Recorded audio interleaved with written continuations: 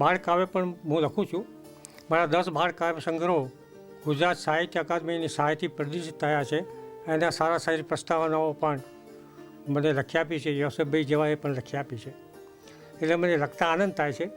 પણ એમાં જેટલી ગંભીરતા ગીતોમાં ગંભીરતા આમાં ગંભીરતા આવે નહીં, બાળકોને સમજાય નહીં, એવી બાળકની ભાષામાં લખવા મેં કોશિશ કરી છે.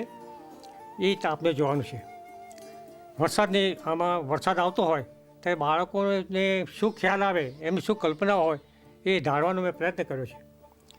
ઊંચે રે આબ ડોસી ઢોલ વગાડે, ગગડાટ થાય છે.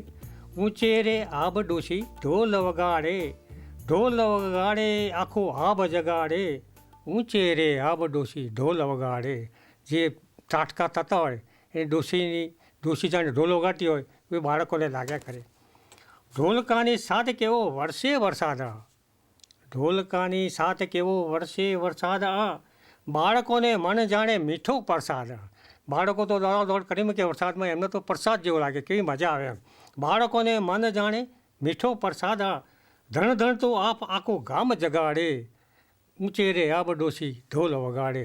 આખા ધણધણતું હોય તો બાળકોને એમ જ લાગે કે ડોસી ઉપર ઢોલ વગાડી રહી છે. રણઝણતી વીજ કેવી ચમકે છે આભમાં, રણઝણતી વીજ કેવી ચમકે છે આભમાં. વાદળના ઘોડલા હણહણતા સાથમાં. બાળકને એમ લાગે કે ઉપરથી ઘોડા દોડતા હોય વાદળાના, એવું લાગ્યા કરે. વાદળના ઘોડલા હણહણતા આભમાં. ઊંઘેલા લોકને કેવા જગાડે, ઊંઘેલા લોકને કેવા જગાડે. ઊંચે રે આબ ડોસી ઢોલ વગાડે, ઢોલ વગાડે આખો આબ જગાડે. ઊંચે રે આબ ડોસી ઢોલ વગાડે. પોપટ વિશે બાળકીની બાને વાત કરે છે કે પોપટ મને બહુ પ્યારો લાગે છે, વાલો લાગે. બા મને પોપટ બહુ વાલો, બા મને પોપટ બહુ વાલો. એને ગમતી આંબા ડારો, બા મને પોપટ બહુ વાલો. પછી કહે છે શું કરે? કાચી કાચી કેરી ખાય, તીખું લીલું મરચું ખાય. લાલ રૂપાળી ચાંચે લાગે છે રડિયારો, બા મને પોપટ બહુ વાલો. એના બોલ મીઠા સૌને ભાવે, ફળ મીઠા ખાઈને મમડાવે. એને પિંજરપોરી ના હરખાવો, બા મને પોપટ બહુ વાલો.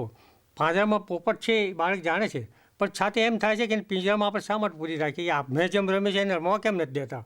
એને પિંજરપોરી ના હરખાવો, બા મને પોપટ બહુ વાલો. એને ગમતી આંબા ડારો, બા મને પોપટ બહુ વાલો. બા મને પોપટ બહુ વાલો. એને ગમતી આંબા ડારો, બા મને પોપટ બહુ વાલો.